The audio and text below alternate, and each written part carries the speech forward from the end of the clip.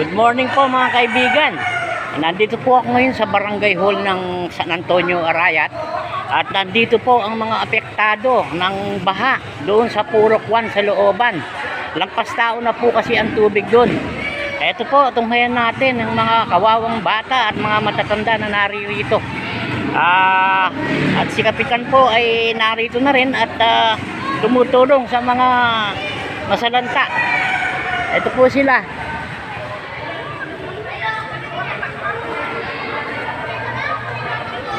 Ayan po mga kaibigan.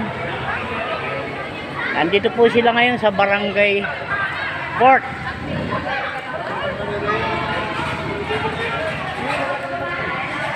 Ayan po, oh, kawawa po sila.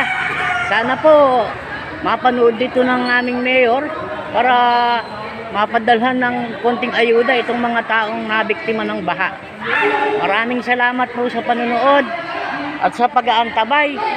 Sana po bigyan nyo, dalhan nyo ng tulong ang mga aming kabarangay dito sa San Antonio. Maraming salamat po sa panonood. Love you. Mwah.